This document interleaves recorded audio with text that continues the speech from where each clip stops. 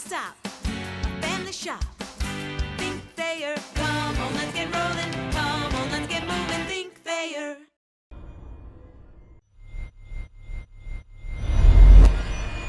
Well, completely different game from last year when Cleveland State set a school record for three-pointers made, so we wanted to limit their threes, but to their credit, they held the ball. It felt like a football game with time of possession, and they worked the clock in their motion for a late shot attempt in the clock, and we ended up getting a lot of fouls as well, almost 30 for the game. Put them on the line early on as well, but the telltale quarter was the third quarter for us, where we were unable to score and we were unable to get stops, and they doubled us up in that third quarter. And that was the difference in the game, in my opinion. We had a handful of missed layups in that stretch, some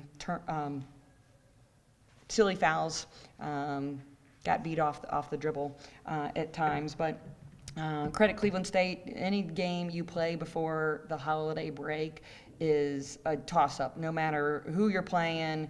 If you're ranked, if you're not ranked, it's who wants to be here, or who's already on Christmas break, or whose bags are packed, or who still has to go back and pack their bags, in their dorm room. So this is always a trap game in my opinion, and we fell into that trap in that third quarter, and just couldn't get a stop when we needed it, and couldn't get a score when we needed it. So, but credit Cleveland State. This was their third out of fourth game on the road, and they got some late scores late in the shot clock, and were able to make enough foul shots down the stretch, in my opinion, to hold us off.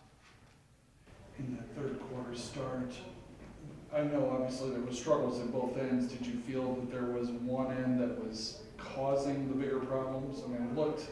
Go ahead. I'm sorry. No, I thought it was a combination of both. Like, we couldn't get stops, and we had a handful of missed layups, but we also had a handful of missed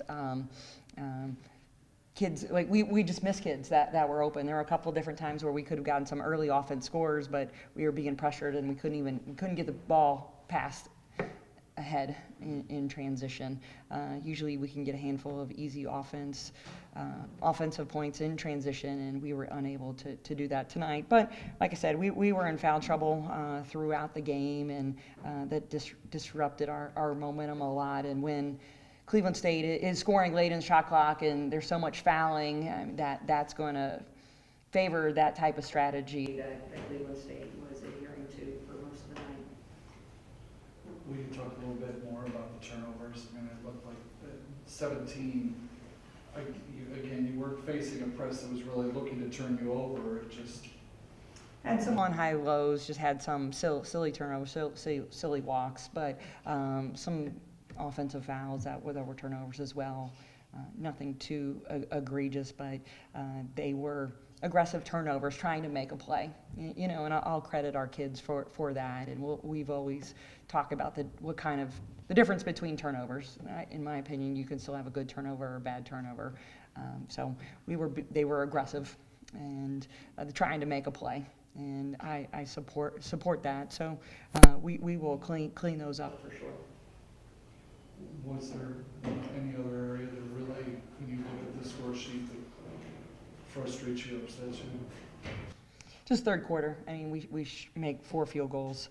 Like I said, they doubled our points in that quarter, and we go from up 6 to we got stuck on 29 for a long time, and that was a big difference. But we were unable to get stops and get scores, and that was a bad combination.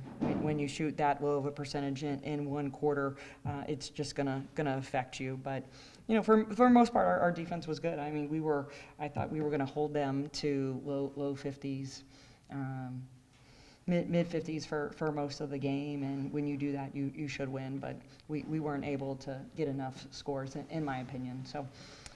Something we'll continue to work on, but we've just got to get better at both ends. But as I said, credit Cleveland State, and this is a tough time of year to play for this game. And with us not having played in over 10 days, I knew there was going to be some rust, at both ends. Yet our kids were eager to play and get back on the court, but it was a tough combination for us, being that stereotypical holiday game and having that much rust since the last time we played. The cancellation of the South Dakota State game was tough for us. It disrupted our schedule. It was an opportunity to play a really talented team on the road. Lost out. I know they were upset they didn't get a chance to play either. So we'll look to reschedule that game either next year or the year after to finish out that contract. So, I guess it's probably hard to put a finger on, but we've seen it, I guess, a couple times this year where, a couple lapses that maybe cost you a game or something. What do you feel like you guys are really missing at this point? I don't know. That's a good question. Consistency would probably be the best adjective to describe that. Consistency at both ends, getting stops and getting scores, getting back-to-back scores, getting back-to-back-to-back scores, getting back-to-back stops. I think that's a big difference, but that would be probably the only adjective I would use right now in order to finish, because we can play. We have shown unbelievable flashes at times, and then you have a third quarter like today where you showed some flashes going the wrong direction. But just having more consistency, I think that will help us finish some games and limit quarters like that as well, as opposed to kind of not a strong 10 minutes to just a bad 3. And play a good 7. And I think that will make a big difference. But kids got a break from now, come back the 26th, get after it, play our last non-conference game against Malone before we open up on conference play on New Year's Eve day against Ohio.